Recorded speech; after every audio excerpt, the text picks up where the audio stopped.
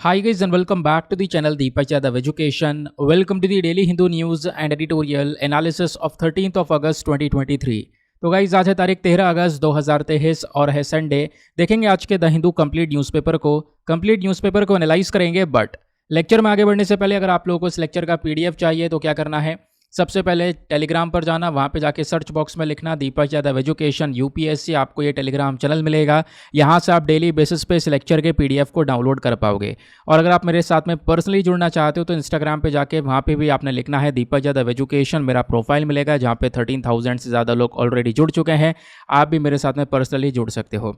Now हम अपने lecture को हमेशा की तरह एक मैप के क्वेश्चन के साथ में स्टार्ट करेंगे। आज आपको मैप में जाकर देखना है क्यूबा को कहाँ पर है ये एग्जैक्टली लोकेटेड, इसको अच्छे से मैप में देखना। देन उसके बाद आकर नीचे कमेंट सेक्शन में टाइप करना जिससे कि आप लोग इसको लंबे समय तक याद रख पाओगे। दोस्तों एक इंपॉर्टेंट बात, आज का वीडियो इतना ज़्यादा लेट कैसे हो गया, तो यार मुझे आई फ्लू हो चुका है और कल रात को यहाँ पर आई फ्लू हुआ है जिसकी वजह से बहुत ज़्यादा परेशानी हो रही थी। सुबह मैं वीडियो रिकॉर्ड नहीं कर पाया और इसका जो पूरा का पूरा मैसेज है वो मैंने टेलीग्राम पर डाल दिया था, आपको इन्फॉर्म कर दिया था कि हो सकता है वीडियो लेट हो जाए। बट मुझे ये लग रहा था मैं वीडियो रिकॉर्ड नहीं कर पाऊंगा, बट जैसे तैसे थोड़ा बहुत यहाँ पे कंटेंट जुटाकर और हिम्मत जुटाकर इस वीडियो को रिकॉर्ड करने बैठ गया हूँ।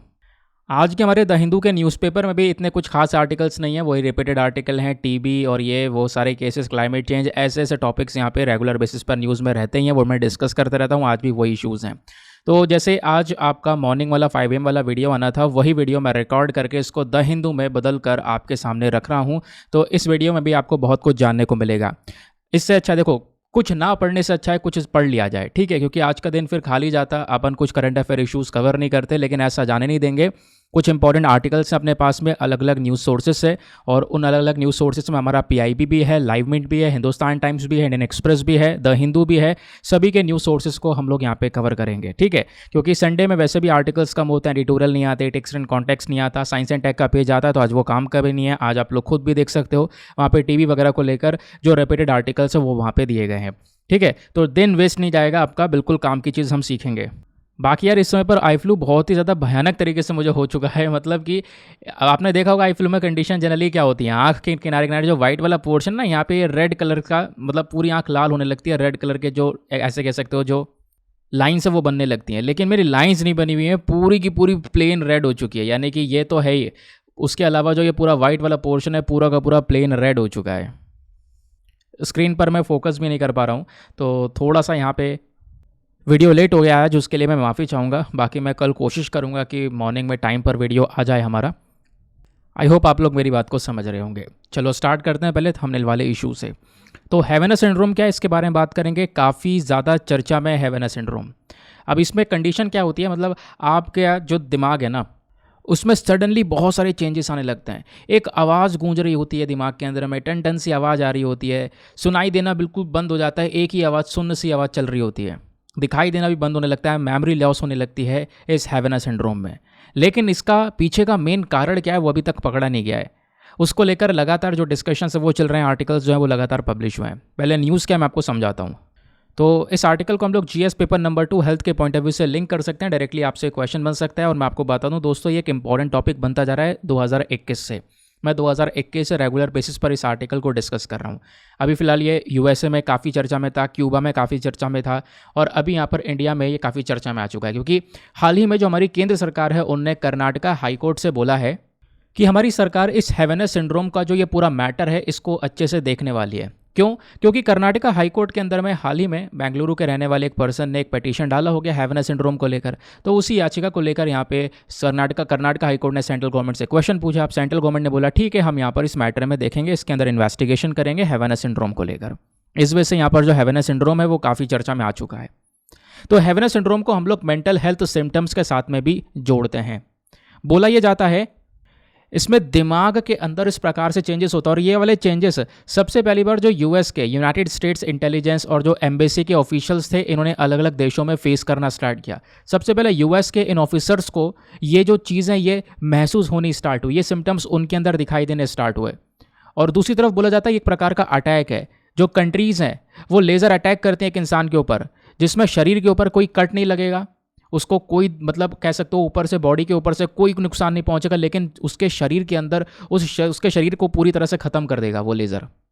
ऐसा यहाँ पे उसको एक वेपन के तौर पर भी देखा जा रहा है वैसे। लेकिन जो ये वर्ड है ना सिंड्रोम, सिंड्रोम मतलब होता है सिंपल से सिम्टम्स, लक्षण। अब ये कोई मतलब कह सकते हो एक ऐसी मेडिकल कंडीशन, एक यूनिक सी मेडिकल कंडीशन नहीं है। यहाँ पे मतलब आप कुछ कुछ एरियाज़ में देखोगे, कुछ कुछ जो ऑफिसर्स हैं, स्पेशली यहाँ पे यूएस के सबसे पहली बार ऑफिसर्स के अंदर में, इन ऑफिशियल्स के अंदर में ये जो सिंड्रोम है ये पाया गया था। इसमें होता क्या है, इसमें सबसे पहली बात देखो, आपको सुनाई नहीं दिया जाएगा, मतलब कि आप चीज़ों को अच्छे से सुन नहीं पाओगे। आपको केवल एक ही साउंड जो है दिमाग के अंदर में आ रही होगी, कान के अंदर वही साउंड गूंज रही होगी। उसके अलावा सर में भयंकर तरीके से दर्द होना, मेमोरी लॉस होना, बैलेंस इश्यूज़ होना, ये सबसे बड़े सिम्टम्स, लक्षण कहलाए जाते हैं इसके। अब क्वेश्चन यहाँ पर यह है कि अगर कुछ ऐसा है तो ये कहाँ से निकल कर आया बीमारी, ये सिंड्रोम कहाँ से निकल कर आया, कुछ इसका मतलब इन्फॉर्मेशन वगैरह अवेलेबल है। तो जो इसका नाम है हैवेना, ये हमें क्या सजेस्ट करता है कि कहीं ना कहीं यहाँ पर जो हैवेना सिंड्रोम है इसकी जड़ें क्यूबा के अंदर में है, मतलब क्यूबा नाम की कंट्री से निकल कर आया। इस वजह से मैंने आपसे बोला मैप में अच्छे से क्यूबा को देख लेना। तो सबसे पहली बार 2016 में क्यूबा में यहाँ पर यह हैवेना सिंड्रोम देखने को मिला था।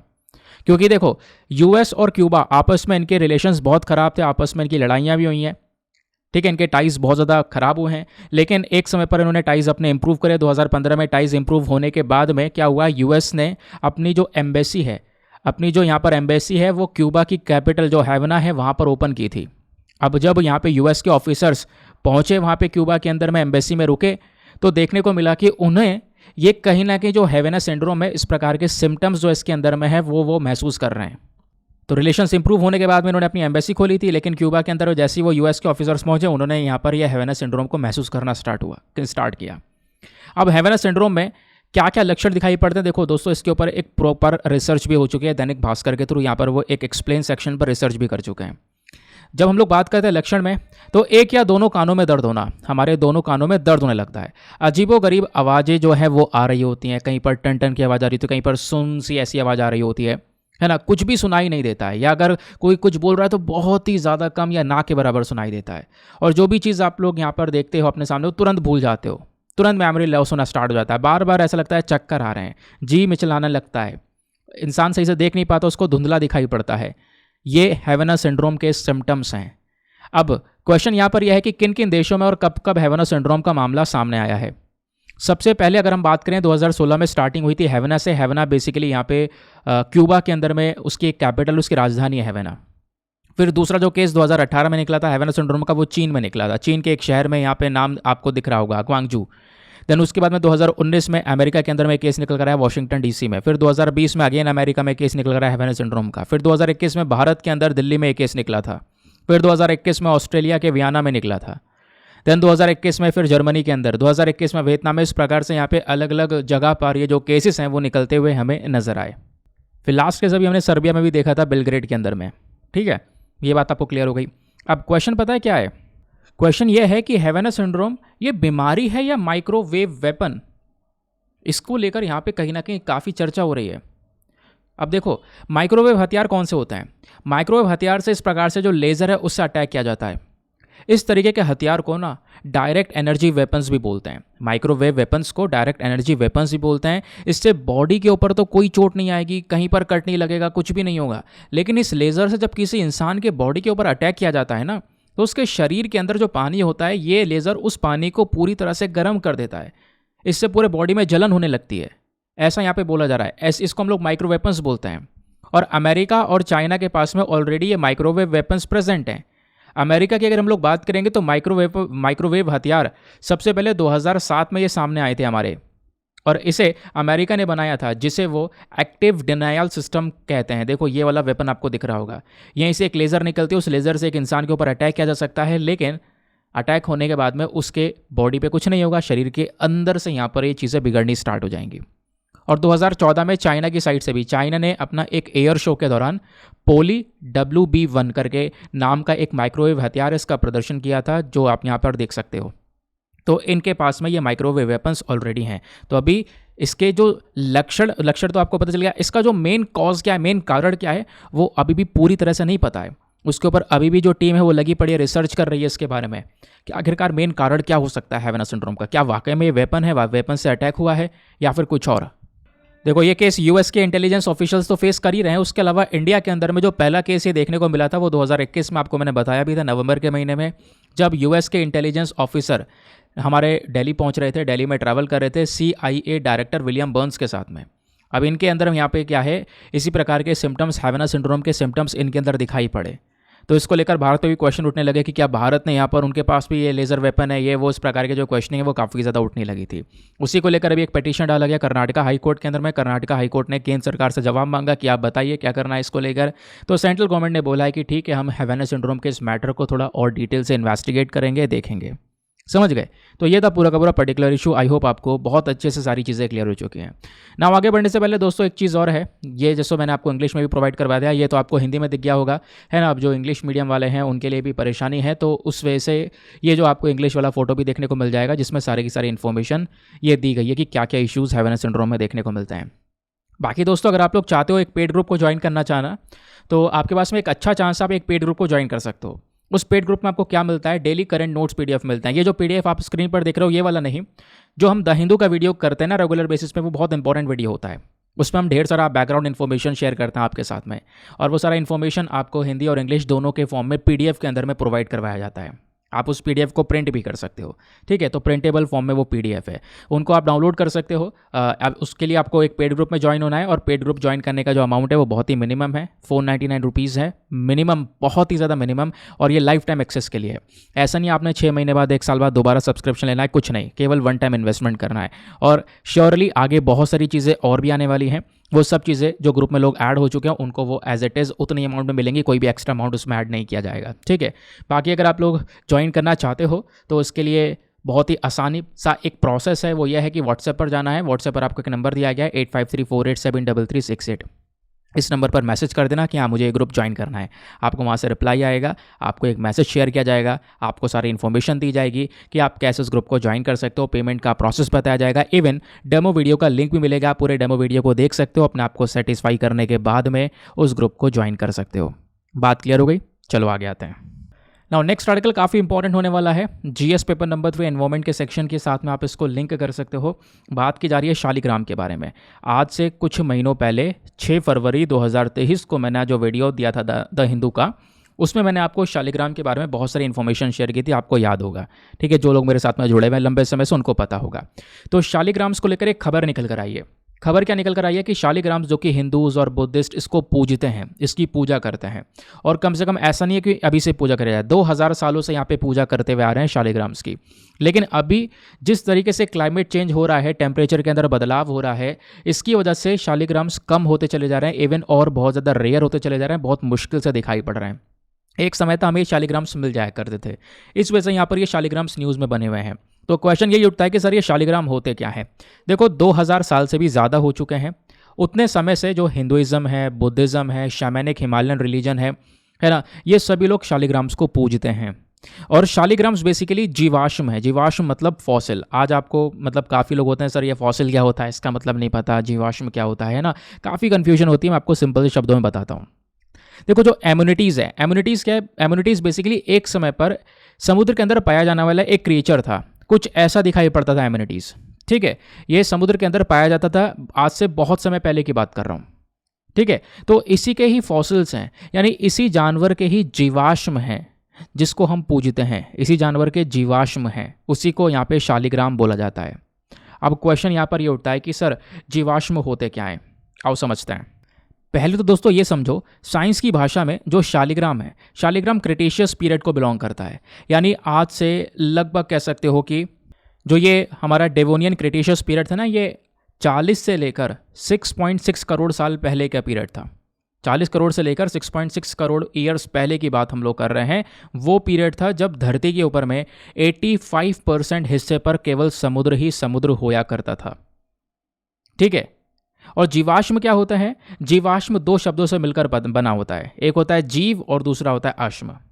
आश्म का अर्थ होता है पत्थर। इसी प्रकार से जो जीव होता है जीवाश्म का, ठीक है। जीवाश्म का जो अर्थ है बेसिकली वो है जीव जो पत्थर बन गया, एक ऐसा जानवर जो पत्थर बन गया, उसी को हम लोग जीवाश्म बोलते हैं, ठीक है। दो वर्ड से मिला है जीव और आश्म। जीव मतलब सभी को पता है, आश्म मतलब हो गया पत्थर। तो ऐसा जीव जो पत्थर बन चुका है, इसको जीवाश्म बोलते हैं, और इंग्लिश में इसी को फॉसिल कह देते हैं। समझ गए। और ये कुछ इस प्रकार से यहाँ पर आपको ये जीवाश्म दिख रहे हैं। अब ये कौन से जानवर के जीवाश्म है? एमोनिटीज़ के। एमोनिटीज़ जो कि एक समय पर समुद्र में इस तरीके से यहाँ पर ये पाए जाते थे, जिसको आप यहाँ पर देख पा रहे होंगे। क्लियर हो गया? यही हमारे शालिग्राम्स कहलाते हैं। और आपको बताओगे ऐसी बड़ी बड़ी शालिग्राम शिलाएं भी आती हैं, बड़े बड़े पत्थर भी आते हैं, ठीक है, बड़ी बड़ी चट्टानें आती हैं, उससे कई सारी मूर्तियाँ वगैरह बनाई जाने लगी हैं आजकल। अभी यहाँ पे बोला ये जा रहा है कि जो ये शालिग्राम्स हैं ये कहाँ से ओरिजिनेट होते हैं? एक सिंगल रिमोट रीजन से। नेपाल के अंदर में, नेपाल का जो नदन वाला रीजन है, ऊपरी हिस्सा है, वहाँ पर काली गंडकी नदी है। तो उसी काली गंडकी नदी के अंदर में ये जो जीवाश्म सबसे ज़्यादा ये देखने को मिलते हैं, ये बेसिकली शालिग्राम्स वहाँ पे पाए जाते हैं। शालिग्राम्स बनते कैसे हैं मैं आपको बता चुका हूँ। जैसे ये एमोनिटीज़ हैं, ये डेड हो जाते हैं, मरने के बाद में ये आप कह सकते हो कि सेडिमेंट्स के अंदर में दब जाते हैं, मिलियंस ऑफ ईयर्स अगो तक ऐसी दमे रहते हैं।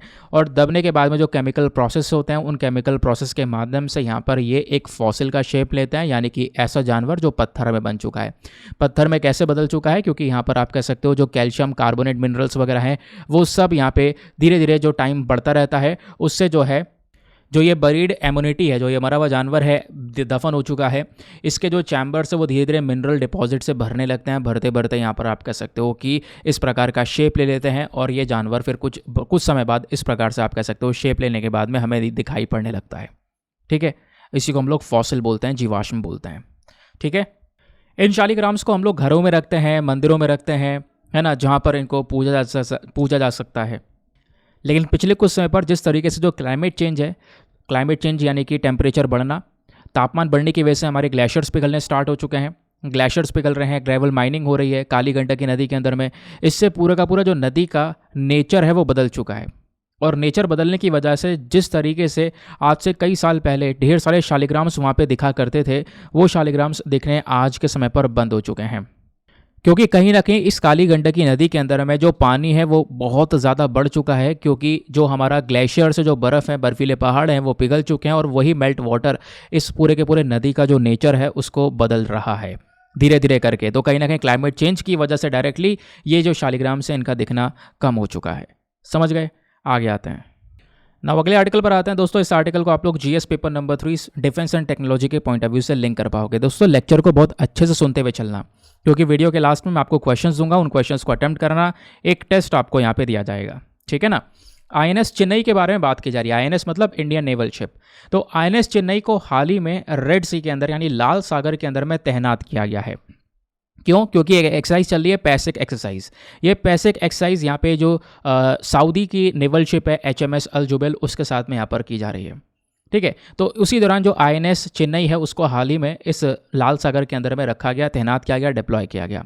तो आईएनएस चेन्नई क्या है इसके बारे में ज़रूर से जानना, एग्जामिनेशन में डायरेक्टली क्वेश्चन बन सकता है। जैसे कई बार ऐसे अलग अलग तरीके से सवाल बने हुए हैं। ये भारत की नेवी का खुद का बनाया हुआ, हमने खुद से इसको डिज़ाइन किया है, हमने खुद से इसको कंस्ट्रक्ट किया है, और ये एक प्रकार का गाइडेड मिसाइल डिस्ट्रॉयर है। क्या है? Guided missile destroyer. एक ऐसे विशाल साइज का जो जहाज़ है जो कि डिस्ट्रॉयर कहलाता है। डिस्ट्रॉयर मतलब ये दुश्मन की वाट लगा सकता है पूरी तरीके से। कोई अगर युद्ध हो रहा हो तो उस युद्ध में जो सबसे खतरनाक जहाज़ माना जाता है वो डिस्ट्रॉयर है। इससे छोटा होता है फ्रीगेट, फ्रीगेट से छोटा होता है कॉर्वेट। इनमें कई सारे प्रकार के हथियार, मिसाइल्स वगैरह आपको सब कुछ लगे हुए देखने को मिलते हैं। ठीक है, तो ये जो हमारे पास में आईएनएस चेन्नई है ना, ये तीसरा और कह सकते हो तीसरा और आखिरी जहाज़ है हमारे कोलकाता क्लास का। क्योंकि जो हमारे ये जहाज़ होते हैं ना, ये जो अलग अलग जहाज़ हम लोग बनाते हैं, लड़ाकू जहाज़, इनकी अलग अलग क्लास की कैटेगरी होती है। जैसे एक है कोलकाता क्लास कैटेगरी, तो कोलकाता क्लास वाली कैटेगरी में ये तीसरा और आखिरी जहाज़ है आईएनएस चेन्नई। बात क्लियर हो गई। प्रोजेक्ट 15A के तहत यहाँ पर इसको तैयार किया गया था। इसको बनाया गया था मजगांव डॉक लिमिटेड मुंबई के अंदर में। प्लस इस चेन्नई यानी आईएनएस चेन्नई को इंडियन नेवी में लाया गया 21 नवंबर 2016 में। तब से इंडियन नेवी के लिए सर्व कर रही है। तो अभी आज हम कहाँ पे ले गए हैं इसको? रेड सी के अंदर में। ठीक है, तो रेड सी में आपको यहाँ पर ये जहाज़ आपको देखने को मिल जाएगा। पेसेक्स नाम का जो अभ्यास है उसको करता हुआ नजर आएगा। किसके साथ में? रॉयल सऊदी नेवल शिप है HMS अल जुबैल, उसके साथ में। तो रेड सी की लोकेशन दोस्तों ध्यान रखनी है, बहुत इंपॉर्टेंट है। रेड सी दो बड़े बड़े एरिया को डिवाइड करता है। ये जो बीच में आपको सागर दिख रहा है ना, लाल सागर, इसका नाम खाली रेड सी है। और यहाँ पे आप देख पाओगे इधर जॉर्डन, सऊदी अरेबिया, ये सारी कंट्रीज नजर आ रही होंगी। तो ये हमारा एशिया वाला हिस्सा हो गया, बेसिकली मिडिल ईस्ट वाला रीजन हो गया, मैं आपको एशिया से करके बता रहा हूँ। और इधर यहाँ पे हो गया हमारा अफ्रीकन वाला कॉन्टिनेंट। जब कॉन्टिनेंट की बात करते हैं तो एशियन कॉन्टिनेंट और अफ्रीकन कॉन्टिनेंट, इन दोनों ही महाद्वीपों को अलग करने का काम करता है रेड सी। आप यहाँ पे बीच में देख पा रहे होंगे, ठीक है, लाल सागर इन दोनों महाद्वीपों को अलग कर रहा है। दूसरी चीज़, अब इस रेड सी के ऊपर देखो दोस्तों, यहाँ पर एक पेनिनसुला है जिसको हम सिनाई पेनिनसुला के नाम से जानते हैं। वेरी वेरी इंपॉर्टेंट, कई सारे एग्जामिनेशन, मुझे याद है एसएससी में डायरेक्टली क्वेश्चन बना था सिनाई पेनिनसुला को लेकर। ऊपर यहाँ पे सिनाई पेनिनसुला है। पेनिनसुला क्या होता है? एक ऐसा पर्टिकुलर लैंड जो कि तीनों तरफ पानी से घिरा हो। तो यहाँ पर आप देख पाओगे ऐसा लैंड जो कि तीनों तरफ यहाँ पे पानी से घिरा हुआ है, ये हो गया सिनाई पेनिनसुला, ठीक है। अब यहीं पर सिनाई पेनिनसुला के आसपास दो गल्फ आपको देखने को मिलेंगी। गल्फ कौन कौन सी हैं? ये जो गल्फ आपको दिख रही है ये वाली, इसको बोलते हैं गल्फ ऑफ स्वेज, और ये वाली जो गल्फ है इसको बोलते हैं gulf of Aqaba. Very very important, ठीक है। तो ये आपने देख लिया। अब यहीं से आप ऐसे क्रॉस करके इधर से निकल जाओगे ना ऊपर, तो ऊपर मेडिटेरेनियन सी है। तो रेड सी और मेडिटेरेनियन सी आपस में जुड़ जाते हैं। मेडिटेरेनियन सी हो गया, ये सिनाई पेनिनसुला हो गया, ये रास्ता हो गया हमारा गल्फ ऑफ स्वेज, ये हो गया गल्फ ऑफ अकाबा, और ये हो गया रेड सी। अब रेड सी से नीचे आओगे तो नीचे आते आते आपको देखने को मिलेगा यहाँ पर एक छोटा सा रास्ता है जो कि खुला हुआ है, और ये हमारे अरेबियन सी को जोड़ता है। तो ये जो रास्ता है छोटा सा, इसको हम क्या बोलते हैं? इसकी एक बेसिकली स्ट्रेट है, क्योंकि आपको पता होगा स्ट्रेट वो रीजन होता है जो दो बड़े समुद्र के हिस्से को जोड़ रहा हो। तो रेड सी और अरेबियन सी को जोड़ने के लिए जो स्ट्रेट है यहाँ पे, यह है बाब एल मंडेब स्ट्रेट। इसका नाम यहाँ पे लिखा हुआ है, बाब एल मंडेब स्ट्रेट, ठीक है। बात क्लियर हो गई? ये हमारा गल्फ ऑफ एडन हो गया, ठीक है। तो ये यहाँ पर इस तरीके से ज्वाइंट हो जाएगा। अब रेड सी के आसपास कौन कौन से देश हैं इसको ध्यान रखना है। इजिप्ट है, उसके अलावा सऊदी अरेबिया है, येमेन है, एरिट्रिया है, सूडान है, इथियोपिया है, जिबूटी है, और इधर सोमालिया भी आपको देखने को मिलेगा। ऊपर वैसे जॉर्डन भी है लेकिन वो थोड़ा सा दूर पड़ जाता है, और जॉर्डन के ऊपर जस्ट आपको इजराइल भी यहाँ पे नजर आएगा। बात क्लियर हो गई? इतना सब कुछ मैं क्यों बता रहा हूँ? क्योंकि अभी जब रेड सी के बारे में पढ़ेंगे ना तो फैक्ट्स वगैरह पूछे जाते हैं। तो ऑलरेडी हम डिस्कस कर चुके हैं कि भाई इंडियन ओशन में बेसिकली यहाँ पे आप कह सकते हो ये एरिया को कनेक्ट करता है, अफ्रीका और एशिया को डिवाइड करता है, दोनों को आपस में अलग करने का काम करता है। दूसरी चीज़ यहाँ पे अरेबियन सी को जोड़ने का काम करता है। बीच में गल्फ ऑफ एडन कहाँ पर है आपको दिखाया, बाब एल मंडेब नाम का जो स्ट्रेट है वो हमने देखा, ठीक है। ऊपर सिनाई पेनिनसुला कहाँ पर है वो देखा, gulf of Suez, gulf of Aqaba कहाँ पर है वो हमने देखा, ठीक है। और इस वजह से यहाँ पर बोला यह जाता है कि ये जो रीजन है रेड सी वाला, यहाँ पे ना इसको दुनिया का हॉटेस्ट और सॉल्टेस्ट सी वाटर बोलते हैं। एक तो सबसे ज़्यादा गर्म भी है यहाँ का पानी, दूसरा सबसे ज़्यादा खारा पानी भी है, यहाँ पे बहुत ज़्यादा नमक भी देखने को मिलेगा, ठीक है। बाकी रेड सी के आसपास 6 कंट्रीज़ हैं, उन 6 कंट्रीज़ के जो अभी लोकेशन है वो हमने फटाफट देखी हैं, आपको याद होगा। अभी फिलहाल वापस टॉपिक पे आते हैं। हम लोग आईएनएस चेन्नई की बात कर रहे थे। ये रेड सी में क्या है, रेड सी के बारे में ऑलरेडी डिस्कस कर चुके हैं। तो आईएनएस चेन्नई के अब थोड़े फीचर्स के बारे में जान लेते हैं, ठीक है। आईएनएस चेन्नई के जो इंपॉर्टेंट फीचर्स हैं, ये जो जहाज़ है विशाल साइज़ का जो आपको यहाँ पे स्क्रीन पर दिखाई पड़ा है, ये जो बड़ा साइज़ का आपको जहाज़ दिख रहा है ना, यही है आईएनएस चेन्नई, ठीक है। तो इसकी जो लेंथ है वो लगभग 163 मीटर्स के आसपास है, और इसका जो वेट है डिस्प्लेसमेंट में, अगर डिस्प्लेसमेंट वेट देखें तो 7500 टन्स के आसपास का। इसकी स्पीड 30 नॉट्स यानी कि 55 किलोमीटर पर आवर के हिसाब से रखी गई है। ये लगभग 350 से लेकर 400 लोगों को आराम से बैठाकर कैरी कर सकता है, ये इसकी कैपेबिलिटीज़ हैं। प्लस इसके अंदर में 4 रिवर्सिबल गैस टर्बाइन इंजन्स भी यूज़ किए गए हैं। आर्मामेंट की बात करेंगे यानी किस किस प्रकार के हथियार इसके ऊपर लगाए गए हैं, तो इस पर vertical launch long range surface to air missile है, सरफेस टू सरफेस मिसाइल्स भी हैं, सुपरसोनिक ब्रह्मोस मिसाइल जैसी हो गई, बराकेट हो गया, long range surface to air missiles, ये सारी मिसाइल्स हैं। यानी कि अगर आमने सामने कोई जहाज़ में लड़ाई हो रही हो तो वहाँ पर भी इस प्रकार की मिसाइल्स भी हैं। प्लस कोई ऊपर से हवाई से अटैक कर रहा हो, हवाई जहाज से अटैक कर रहा हो, तो उसको भी हम यहाँ पे टैकल कर सकते हैं। इस प्रकार की जो मिसाइल्स हैं उसके सारे फीचर्स हमारे इस आईएनएस चेन्नई के अंदर में रखे गए हैं। ये जो शिप है इसके अंदर में सारी ताकत है कि अगर मान लो कोई भी युद्ध की कंडीशन ऐसी चल रही हो, बायोलॉजिकल, न्यूक्लियर या केमिकल वाला सिचुएशन हो, ऐसी कंडीशंस में भी कहीं ना कहीं यहाँ पे जो ये जहाज़ है वो पूरी तरह से अपने आप को सेव करके दुश्मन को पूरी तरह से अटैक कर सकता है। इस जहाज़ के अंदर में मॉडर्न सर्विलांस राडार लगाया गया है, और कहीं ना कहीं यहाँ पर आप कह सकते हो कि ऐसी इंपॉर्टेंट टेक्नोलॉजीज़ यहाँ पे लगाई गई हैं। जैसे दुश्मन का अगर सबमरीन है, सबमरीन मतलब कि समुद्र के अंदर पनडुब्बी चल रही है दुश्मन की, तो उस पनडुब्बी को मार गिराना है, तो उसके लिए इस जहाज़ के अंदर वो वाली कैपेबिलिटीज़ भी ऐड की गई हैं। जैसे समुद्र के अंदर छोड़ने वाले जो मिसाइल्स हैं, टॉर्पीडोज जिसको हम लोग बोलते हैं, टॉर्पीडो लॉन्चर्स भी यहाँ पे इस वाले जहाज़ में लगाए गए हैं, ठीक है। कि अगर समुद्र के अंदर कहीं पे पनडुब्बी आ रही होगी चलकर समुद्र के अंदर से हमारे ऊपर अटैक करने के लिए, तो कहीं ना कहीं इस वाले जहाज़ से जो ये टॉर्पीडोज है वो लॉन्च होकर उस दुश्मन की पनडुब्बी को, सबमरीन को उड़ा सकते हैं। समझ गए? तो ये सारे के सारे जो फीचर्स हैं वो इसके देखने को मिल जाते हैं। ये हमने अभी डिस्कस किए। क्या क्या इक्विपमेंट्स वो ऐड कर लिए, रेड सी के बारे में ऑलरेडी डिस्कशन कर चुके हैं। अगले आर्टिकल पर आते हैं। नेक्स्ट आर्टिकल है मॉनिटर लिजर्ड चर्चा में। मॉनिटर लिजर्ड बेसिकली एक प्रकार की छिपकली, ये जो आप स्क्रीन पर देख पा रहे होंगे, इसकी अपनी अपनी वैराइटीज़ भी हैं, बट ये मॉनिटर लिजर्ड ही न्यूज़ में है। क्यों न्यूज़ में है? क्योंकि लगभग कह सकते हो कि 3.5 फुट की जो ये मॉनिटर लिजर्ड है, इसको हाल ही में रेस्क्यू किया गया है थाने सिटी से, ठीक है। तो इस वजह से यहाँ पर ये काफ़ी ज़्यादा चर्चा में है। तो मॉनिटर लिजर्ड कभी कभी दिखाई पड़ती है और जब भी न्यूज़ में आती है तो इसके बारे में पढ़ लेना चाहिए, एग्जाम के लिए रेलिवेंट है। पिछले साल भी काफ़ी ज़्यादा छा चुकी थी मॉनिटर लिजर्ड, आपको पता होगा, ठीक है। तो मॉनिटर लिजर्ड बेसिकली जो हमारी बड़ी बड़ी साइज़ की रेप्टाइल्स हैं उसी के अंदर में बिलोंग करने वाली, मतलब एक फैमिली होती है बड़ी रेप्टाइल्स की, जिसको हम लोग बोलते हैं वायरिनिडे फैमिली। तो वायरिनिडे फैमिली से बिलोंग करता है मॉनिटर लिजर्ड। मॉनिटर लिजर्ड का जो अपीयरेंस है, इसको आप देखोगे, इसका मतलब पूरा का पूरा इसका शरीर जो है वो थोड़ा अलग है। बॉडी थोड़ी लंबी है, इसके हाथ पैर देखोगे काफ़ी ज़्यादा पावरफुल होते हैं, ये आप देख ही पा रहे होंगे। इसकी जो टेल होती है, जो पूंछ होती है, वो और भी ज़्यादा मजबूत होती है, ठीक है।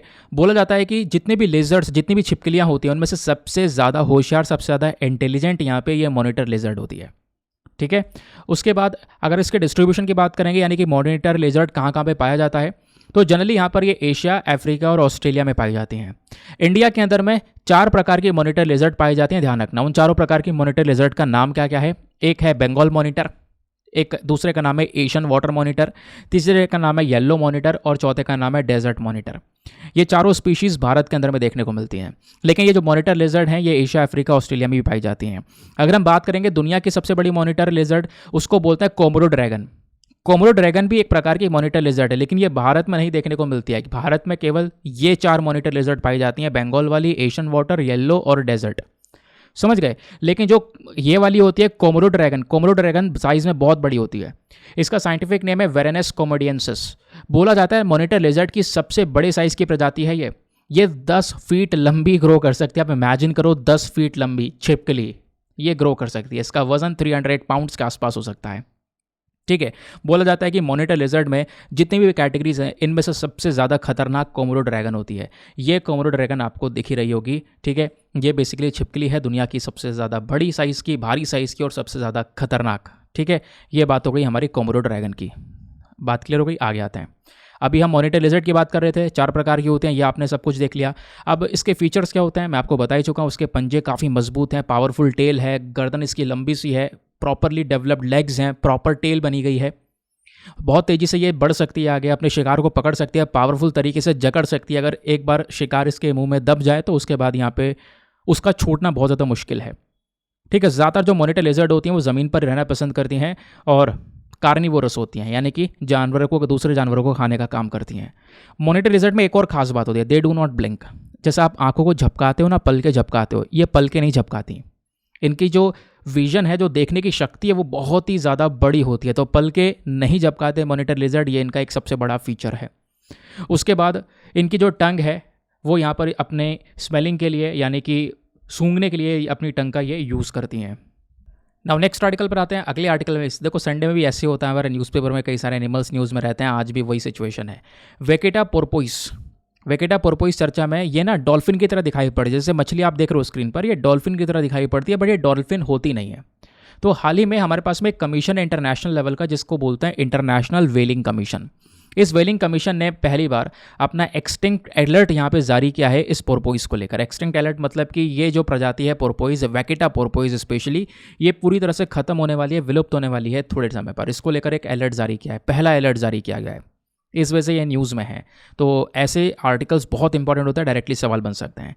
वेकेटा पोर्पोइस क्या है? ये दुनिया की सबसे छोटे साइज़ की केटेशियन है, सबसे छोटे साइज़ की केटेशियन। केटेशियंस क्या होता है? केटेशियंस बेसिकली हमारे एक्वेटिक एनिमल, जिसमें वेल, डॉल्फिन, पोर्पोइस, ये सारी चीज़ें आती हैं, ठीक है। इनमें से सबसे छोटे साइज़ वाले यहाँ पर जो होती है वो उसको हम वेकेटा पोर्पोइस बोलते हैं। पोर्पोइस जो कि डॉल्फिन की तरह ही होती है, लेकिन वो एग्जैक्टली डॉल्फिन होती नहीं है।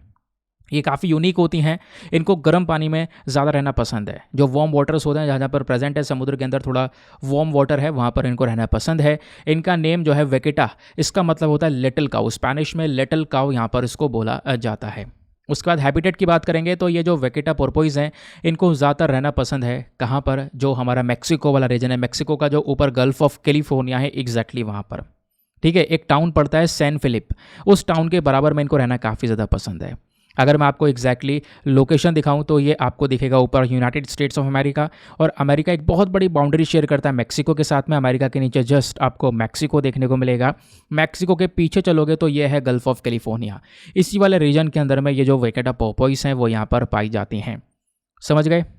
चलो आगे आते हैं। उसके बाद अब इनके अपीयरेंस देखोगे तो बड़ी बड़ी जो आँखें हैं, मतलब आँखें जो हैं इनकी, उसके किनारे किनारे डार्क कलर का जो रिंग है वो बना हुआ है। ठीक है, इनके लिप्स के ऊपर में डार्क कलर के पैचेस भी देखने को मिल जाते हैं। ये चीज़ें आपसे कहीं पूछी नहीं जाती हैं। ये ज़रूर ध्यान रखना कि यहाँ पर साइज़ में ये 5 फीट तक ग्रो कर सकती हैं। थ्रेट की बात करेंगे, सबसे बड़ा खतरा इनको पिछले कुछ समय में वो हुआ है, वो है बाई कैचिंग। बाई कैचिंग क्या होता है ना दोस्तों, कि काफ़ी सारे यहाँ पे जो लोग हैं वो शिकार करने के लिए जाते हैं। यार मैं फ़ोटो लेकर आया था, वो भूल गया लगाना, चलो कोई बात नहीं, ऐसे ही पढ़ लेते हैं।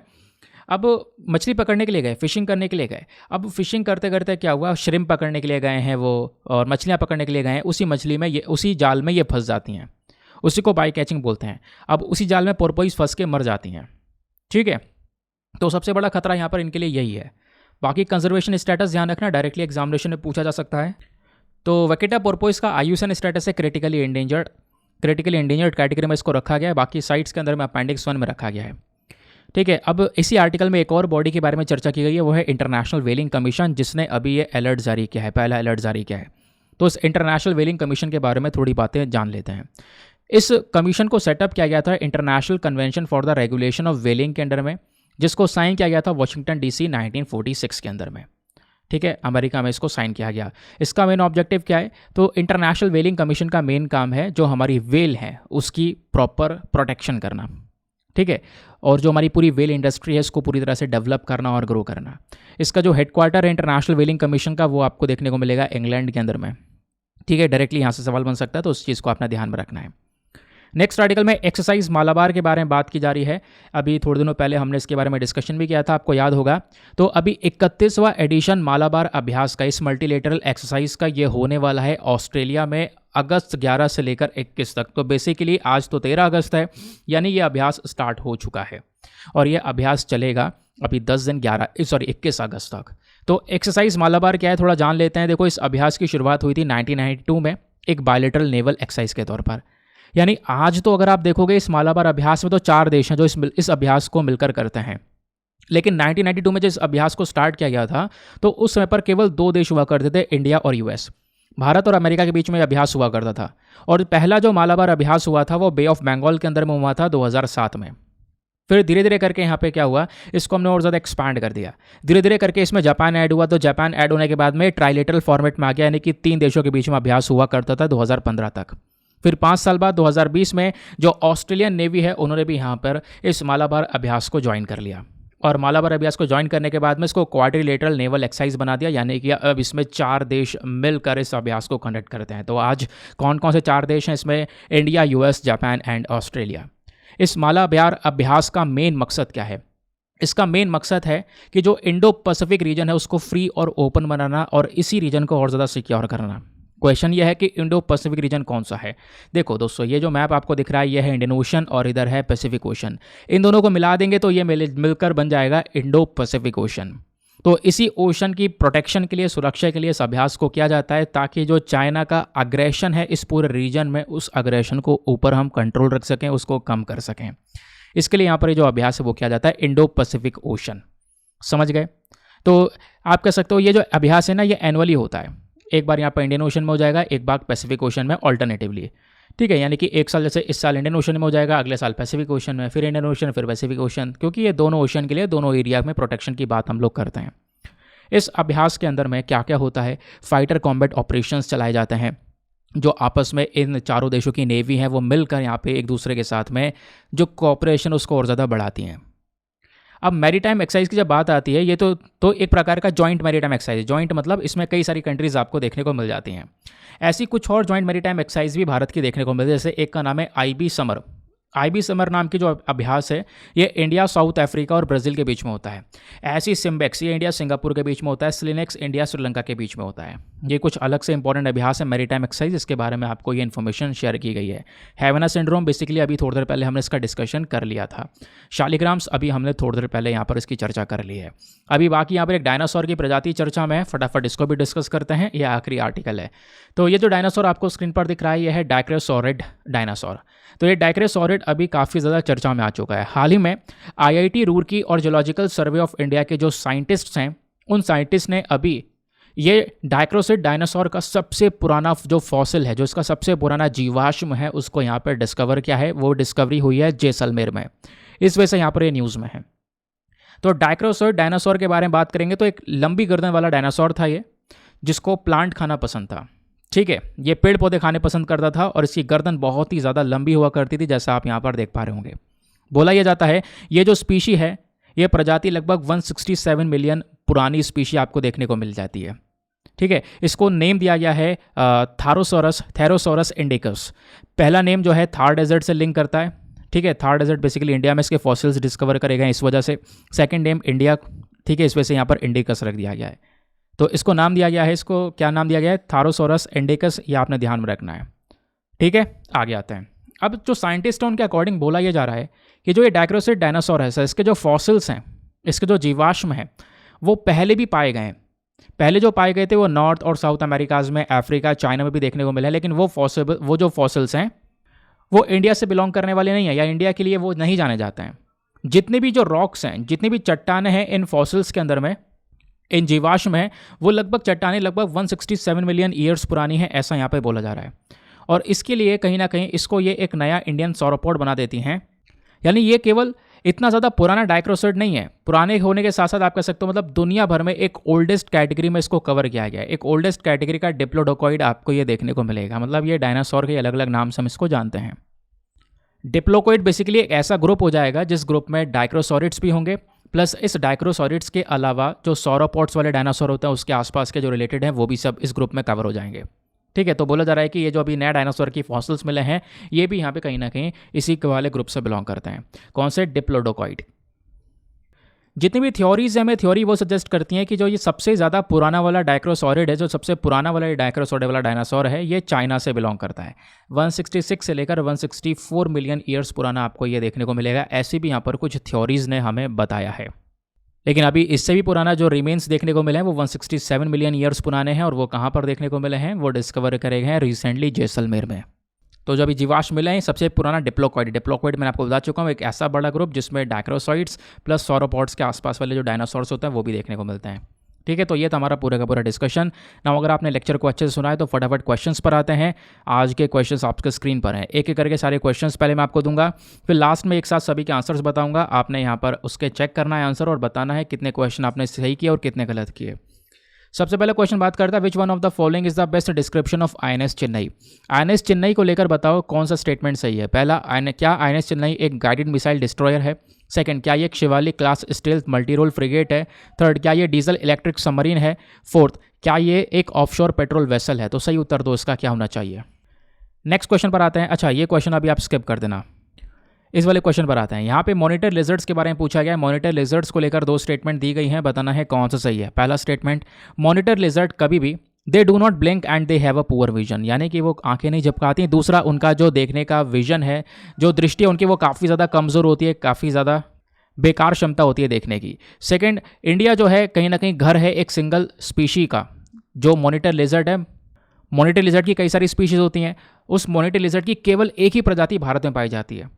क्या केवल एक प्रजाति पाई जाती है? कितनी पाई जाती है अभी थोड़ी देर पहले मैंने आपको बताया था। तो उसके हिसाब से यहाँ पे आपने क्वेश्चन सॉल्व करना है। नीचे स्टेटमेंट दिए गए हैं, दोनों स्टेटमेंट को लेकर option A 1 only, option B 2 only, option C दोनों सही हैं या ऑप्शन D दोनों गलत हैं। नेक्स्ट क्वेश्चन पर आते हैं। अगले क्वेश्चन में मालाबार अभ्यास को लेकर पूछा गया। मालाबार एक्सरसाइज को लेकर 2 स्टेटमेंट दिए गए हैं, बताना है कौन सा सही है। पहला स्टेटमेंट, मालाबार एक्सरसाइज को स्टार्ट किया गया था एक बायलैटरल नेवल एक्सरसाइज के तौर पर इंडिया और US की नेवी के बीच में, यानी इस अभ्यास की इंडिया और US की नेवी ने शुरुआत की थी। दूसरा स्टेटमेंट बोलता है एक बाइनल एक्सरसाइज है, यानी कि 2 देशों के बीच में, हर 2 साल में, 2 देशों के नहीं बीच में नहीं, बाइनल मतलब हर 2 साल में, हर 2 साल में एक बार अभ्यास होता है इंडियन ओशन और पैसिफिक ओशन में ऑल्टरनेटली। क्या हर 2-2 साल में होता है? हर 2 साल बाद इंडियन ओशन में, हर 2 साल बाद पैसिफिक ओशन में होता है। तो बताओ दोनों स्टेटमेंट में से कौन सा स्टेटमेंट सही है?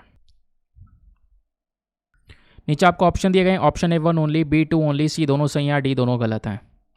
शायद आपने उसका आंसर देख लिया होगा। यार मुझे स्क्रीन पे कुछ दिखाई नहीं पड़ रहा, आंखों में पानी भर चुका है, इस चक्कर में बटन मुझसे कंट्रोल हो भी नहीं पा रहे हैं।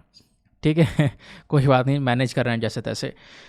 नेक्स्ट आर्टिकल बात करता है which of the following best describe the havener syndrome. Havener syndrome को लेकर यहाँ पे 4 चीज़ें दी गई हैं, बताना है क्या है ये। ऑप्शन नंबर ए, क्या ये एक जेनेटिक डिसऑर्डर है? ऑप्शन नंबर बी, क्या एक बैक्टीरियल इन्फेक्शन है? ऑप्शन नंबर सी, क्या एक वायरल डिजीज़ है? या फिर ऑप्शन नंबर डी, क्या एक प्रकार का मेंटल हेल्थ सिम्टम्स हैं? तो बताओ इसका सही उत्तर क्या होना चाहिए। नेक्स्ट क्वेश्चन में आपसे पूछा गया थैरोसॉरस इंडिकस के बारे में। थैरोसॉरस इंडिकस को लेकर 2 स्टेटमेंट दिए गए हैं, बताना है कौन सा सही है। पहला स्टेटमेंट, थैरोसॉरस इंडिकस इनकी छोटी गर्दन होती है और पेड़ पौधे खाने का काम करते हैं। सेकंड, दुनिया भर में इसको हम लोग सबसे पुराना डिप्लोडोकोइड स्पीशी के नाम से जानते हैं। तो बताओ कौन सा स्टेटमेंट सही है। नीचे ऑप्शन दिए गए, option A1 only, B2 only, C दोनों सही हैं, D दोनों गलत हैं। गलत नहीं होना चाहिए, अभी थोड़ी देर पहले हमने इसका डिस्कशन किया था। नेक्स्ट क्वेश्चन में आपसे शालिग्राम्स को लेकर पूछा गया है। शालिग्राम्स को लेकर 2 स्टेटमेंट दिए गए हैं, बताना है कौन सा सही है। पहला स्टेटमेंट, शालिग्राम्स बेसिकली जो फॉसिल्स होते हैं, जो एमोनिटीज़ जो हैं, एमोनिटीज़ बेसिकली एक बहुत पुराने ज़माने का एक क्रीचर है जो समुद्र में पाया जाता था, उसी के पुराने ज़माने के फॉसिल्स हैं, यानी कि उसी के जीवाश्म को हम लोग शालिग्राम बोलते हैं। सेकंड, बुद्धिज़्म, शमानिक, हिमालयन जो रिलीजन है वो सब शालिग्राम्स को पूजते हैं। तो बताओ दोनों स्टेटमेंट में से कौन सा स्टेटमेंट सही है। Option A1 only, B2 only, C दोनों सही हैं, D दोनों गलत हैं। नेक्स्ट क्वेश्चन में वेकेटा पोर्पोइस को लेकर आपसे पूछा गया है। 3 स्टेटमेंट दिए गए हैं, बताना है कितने स्टेटमेंट सही हैं। कौन सा नहीं, ये बताना है कितने स्टेटमेंट सही हैं। पहला स्टेटमेंट, वेकेटा पोर्पोइस दुनिया की सबसे छोटे साइज की क्रेटेशियन है। Second statement, vaquita porpoise gulf of Mannar में पाई जाती है। थर्ड स्टेटमेंट, इसको हम लोग IUCN के अंदर में क्रिटिकली एंडेंजर्ड स्पीशी की कैटेगरी में रखते हैं। तो बताओ यहाँ पे तीनों स्टेटमेंट में से कौन सा स्टेटमेंट सही है। सॉरी, कौन सा नहीं, कितने स्टेटमेंट सही हैं। ऑप्शन ए केवल 1, ऑप्शन बी केवल 2, ऑप्शन सी तीनों सही हैं, ऑप्शन डी सब गलत हैं। तो दोस्तों ये था पूरा का पूरा डिस्कशन, सारे के सारे आर्टिकल्स। चलो फटाफट इसके आंसर्स को देखना स्टार्ट करते हैं। लास्ट वाले क्वेश्चन से आंसर को कवर करना शुरू करेंगे। तो वेकेटा पोर्पोइस के बारे में पूछा गया था, 3 स्टेटमेंट बताओ इसमें कितने स्टेटमेंट सही हैं। केवल 2 स्टेटमेंट सही हैं, 1 गलत है। पहला वाला दुनिया का सबसे छोटा क्रेटेशियन है, हाँ ठीक है। थर्ड वाला इसको IUCN के क्रिटिकली एंडेंजर्ड कैटेगरी में रखा गया है, हाँ ये भी ठीक है। दूसरा वाला गलत है क्योंकि ये गल्फ ऑफ मन्नार नहीं, गल्फ ऑफ मैक्सिको के पास में यहाँ पे पाई जाती है। आपको पता होगा, मैंने इसके बारे में अभी डिटेल से आपको दिखाया भी था। जो गल्फ ऑफ कैलिफोर्निया उसके अंदर में पाई जाती है। नेक्स्ट क्वेश्चन आपसे शालिग्राम के बारे में पूछा गया था कि बताओ 2 स्टेटमेंट है, कौन सा सही है। यहाँ पे दोनों के दोनों स्टेटमेंट्स करेक्ट आपको देखने को मिलेंगे, अभी थोड़ी देर पहले डिस्कशन किया था। फिर पूछा गया थैरोसॉरस इंडिकस को लेकर 2 स्टेटमेंट है, बताओ कौन सा सही है। तो पहला वाला तो गलत है, दूसरा वाला सही है। पहला वाला क्यों गलत है, क्योंकि थैरोसॉरस इंडिकस शॉर्ट नेक वाले नहीं होते, इनकी छोटी गर्दन नहीं लॉन्ग नेक होती है, लंबी गर्दन वाले यहाँ पर ये होते हैं, ठीक है। और प्लांट ईटिंग डायनासोर होते हैं। तो पहला स्टेटमेंट हो गया है रॉन्ग। दूसरा वाला हमारा सही है, क्योंकि थैरोसॉरस इंडिकस दुनिया भर में एक पुराने ज़माने की डिप्लोकोइड स्पीशी की कैटेगरी में इसको देखा जाएगा। सेकेंड, उसके बाद नेक्स्ट क्वेश्चन पूछा गया था हैवेनर सिंड्रोम को लेकर, जो हाल ही में न्यूज़ में है, बताओ ये क्या है एक प्रकार का। तो नीचे ऑप्शन नंबर डी इसका सही उत्तर है, एक प्रकार का मेंटल हेल्थ सिम्टम्स हैं, ठीक है। तो इसका D is the correct answer. फिर आपसे पूछा गया मालाबार अभ्यास को लेकर कि बताओ दोनों स्टेटमेंट में से कौन सा सही है। तो पहला वाला सही है, दूसरा वाला गलत है। पहला वाला बिल्कुल इंडियन और US नेवी के बीच में इस अभ्यास की शुरुआत की गई थी, बाद में धीरे धीरे जापान और ऑस्ट्रेलिया ने भी इसको ज्वाइन किया। सेकंड वाला गलत है, क्योंकि बाइनियल नहीं, एनुअल एक्सरसाइज है, यानी कि हर साल होता है एनुअली, ठीक है। ये बाइनियल मतलब हर 2 साल में, एनुअली मतलब हर 1 साल बाद यहाँ पर इंडियन ओशन और पैसिफिक ओशन में अभ्यास किया जाता है। फिर आपसे मॉनिटर लिजर्ड को लेकर पूछा गया, 2 स्टेटमेंट दिए गए हैं, बताओ कौन सा सही है। पहला वाला, ये ब्लिंक नहीं करते हैं, प्लस इनकी जो आंखें वो काफ़ी कमज़ोर होती हैं, ऐसा नहीं है, इनकी विजन पावर बहुत मजबूत होती है। तो पहला स्टेटमेंट रॉन्ग है। दूसरा स्टेटमेंट, क्या इंडिया के अंदर में केवल मॉनिटर लिजर्ड की 1 प्रजाति पाई जाती है, ये भी रॉन्ग है। भारत में टोटल 4 प्रजातियां पाई जाती हैं, आपको याद होगा पढ़ाया था, Bengal monitor, Asian water, yellow monitor और साथ ही साथ में डेजर्ट मॉनिटर, ठीक है। तो यहाँ पे इसका सही उत्तर option number D, neither one nor two, दोनों स्टेटमेंट गलत हैं। फिर आपसे पूछा गया था अगले क्वेश्चन में INS चेन्नई को लेकर कि बताओ इसका सही उत्तर क्या होना चाहिए। तो ऑप्शन नंबर ए करेक्ट है। INS चेन्नई बेसिकली एक प्रकार का गाइडेड मिसाइल डिस्ट्रॉयर है। डिस्ट्रॉयर बड़े साइज़ का विमान, जिसके बारे में सारे फीचर्स वगैरह सब कुछ हमने डिस्कस किए हैं, थोड़ी देर पहले पता होगा। तो दोस्तों ये था हमारा पूरा का पूरा लेक्चर। आज मैं द हिंदू का वीडियो नहीं लेकर आ पाया हूँ, क्योंकि उसमें आर्टिकल्स काफ़ी रिपीटेड थे, काफ़ी कॉमन थे, बहुत कम थे। तो इस चक्कर में सोचा ये वीडियो तैयार भी था, तो ज़्यादा इसमें टाइम नहीं लगाया मुझे, कंटेंट रेडी था, इस वजह से यहाँ पे मैंने इसको रिकॉर्ड कर दिया है। आई होप आपको मज़ा आया होगा, बहुत कुछ सीखने को मिला होगा। चीज़ थी इंपॉर्टेंट सीखना। कल के न्यूज़पेपर में अगर कुछ खास होगा भी, एक आध आर्टिकल अगर होंगे भी, तो मैं आपके साथ में डिस्कस कर लूँगा, उसके लिए आप परेशान ना होना। ठीक है, थोड़ा सा यहाँ पर ये परेशानी हो गई, इस वजह से हमें थोड़ा सा ये पैटर्न और शेड्यूल सब कुछ चेंज करना पड़ा। ना मिलते हैं आपसे अगले वीडियो में। आज के लिए bye bye, have a nice day, thank you and जय हिंद।